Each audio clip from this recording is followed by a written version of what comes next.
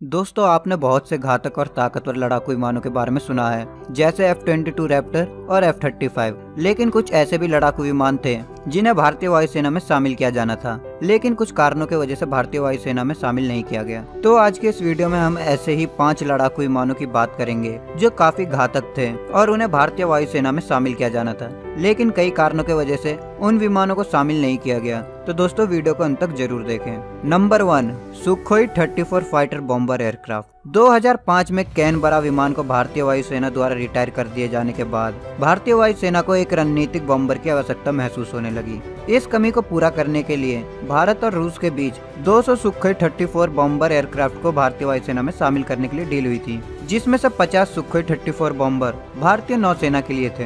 हालांकि बाद में भारतीय वायुसेना इस परियोजना को खत्म कर दिया, क्योंकि तब भारतीय वायुसेना को एहसास हुआ कि सुखोई 30 MKI कई भूमिकाओं में उचित रहेगा और उस वक्त भारतीय वायुसेना को स्ट्रेटेजिक बॉम्बर की कोई आवश्यकता नहीं थी, क्योंकि बॉम्बर्स को रखने और संचालित करने में काफी मुश्किलें आती हैं और बॉम्बर्स वायु की सुरक्षा में तेजी से कमजोर होने लगते हैं। सुखोई 30 MKI को बाद में रणनीतिक हथियार के लिए सामरिक भूमिका निभाने के लिए चुना गया, ताकि दुश्मनों के इलाकों पर ब्रह्मोस जैसी मिसाइलें और परमाणु मिसाइलों से हमला किया जा सके। लेकिन बाद में भारतीय वायुसेना ने सुखोई 30 MKI डील को भी खारिज कर दिया, क्योंकि भारतीय वायुसेना को महसूस हुआ कि हमें भारी प्रहार की आवश्यकता नहीं है।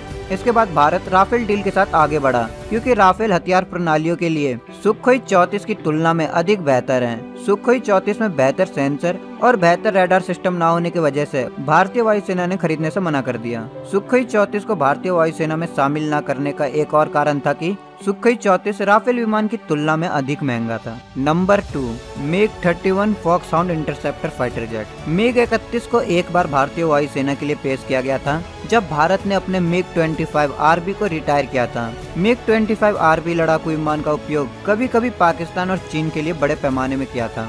MiG-31 एक हाई स्पीड इंटरसेप्टर के साथ साथ बम वर्षक और दुश्मनों के विमानों के लिए एक बाधा बन सकता था। चीनी वायुसेना के पास H-5, H-6 और JH-7 नाम के बॉम्बर हैं, जबकि पाकिस्तानी वायुसेना के पास एक भी बॉम्बर नहीं है। लेकिन अब बम वर्षक विमानों को सरफेस टू एयर मिसाइलों द्वारा नष्ट होने का अधिक खतरा है और दुश्मन के हवाई क्षेत्र में बम वर्षक विमानों को भेजने की बजाय बैलिस्टिक मिसाइलों का उपयोग किया जाता है और इंटरसेप्टर विमान विशेष रूप से बैलिस्टिक मिसाइलों के खिलाफ बेकार साबित होते हैं। जब रूस ने भारत को अपने MiG-31 की पेशकश की, तब भारतीय वायुसेना ने पूरी तरह से अलग वजन वाले विमानों की आवश्यकताओं के आधार पर सुखोई 30 MKI की शुरुआत की। इसलिए भारतीय वायुसेना ने MiG-31 को खरीदने से मना कर दिया। लेकिन अब भारतीय वायुसेना मुख्य रूप से मानव रहित क्षमताओं पर ध्यान केंद्रित करती है और विमानों से नजर रखने के बजाय भारत, चीन और पाकिस्तान पर नजर रखने के लिए सैटेलाइट इमेजरी का इस्तेमाल करती है। Number 3, F-104 star fighter. 1962 युद्ध के बाद भारतीय वायुसेना ने उच्च गति वाले इंटरसेप्टर विमानों की मांग की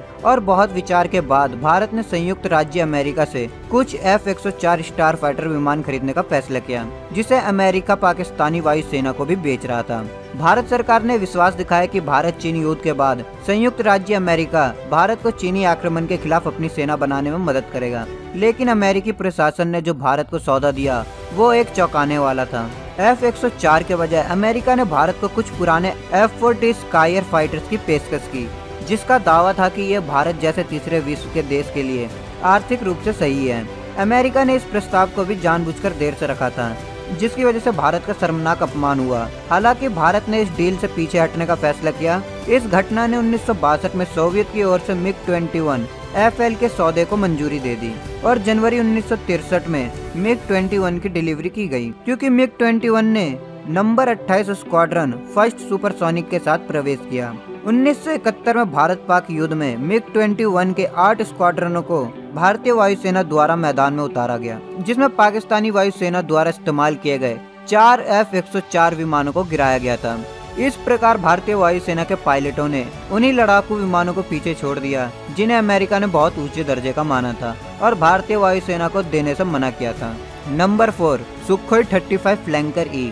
अब ये एक दिलचस्प लड़ाकू विमान है, क्योंकि कई लोग सोचते हैं कि सुखोई 30 MKI की सफलता के बाद भारत को सुखोई 35 खरीदना चाहिए। सुखोई 30 MKI भारतीय वायुसेना के लिए एक अच्छा लड़ाका साबित हुआ है। रूस ने भारत को 60 सुखोई 35 विमान की पेशकश की थी, लेकिन भारत ने इस प्रस्ताव को ठुकरा दिया, क्योंकि Su-35 एयर सुपीरियरिटी पहलू में काफी मजबूत था। लेकिन जो भारत चाहता था वो एक omni role medium combat aircraft था जो स्ट्राइक भूमिका के साथ साथ सुखोई 30 MKI और सुखोई 35 की गंभीर कमी थी। भारतीय वायुसेना ने यह भी महसूस किया कि सुपर सुखोई अपग्रेड की मदद से अपने फ्लैकर्स को सुखोई 35 के स्तर पर ला सकते हैं, जो इसमें एईसा रेडार, अधिक उन्नत एवियोनिक्स और बेहतर हथियार जोड़ेंगे। जब सभी तरह के आवश्यकताओं को पूरा किया जा सकता है तो Su-35 की जरूरत नहीं है। नंबर 5, सुखोई 57 मल्टी रोल लड़ाकू विमान। सुखोई 57 एक समय में भारतीय वायुसेना के लिए एक अच्छा लड़ाका माना जा रहा था, जो एक अल्ट्रा मॉडल 5वीं पीढ़ी का स्टेल्थ लड़ाकू विमान था जो भारतीय वायुसेना की क्षमताओं को काफी अधिक बढ़ा सकता था। लेकिन दुख की बात है कि FGFA डील रद्द होने के बाद एक खेदजनक अंत हुआ। भारत और रूस ने मूल मॉडल से कुछ 43 सुधारों के साथ भारतीय वायुसेना के लिए Su-57 परियोजना से 5वीं पीढ़ी के लड़ाकू विमान प्राप्त करने का निर्णय लिया। भारतीय वायुसेना ने करीब 144 सुखोई 57 खरीदने का अनुमान लगाया था, लेकिन इस सौदे ने ट्रांसफर ऑफ टेक्नोलॉजी पर रोक लगा दी। मतलब ये कि रूस ने Su-57 की टेक्नोलॉजी देने से इनकार कर दिया था। मीडिया रिपोर्टों के अनुसार रूस पक्ष ने भारत से $6 बिलियन की मांग की थी, जो भारत को काफी महंगा लगा। इसी वजह से भारत ने Su-57 यानी FGFA की परियोजना से अपने कदम पीछे कर लिए।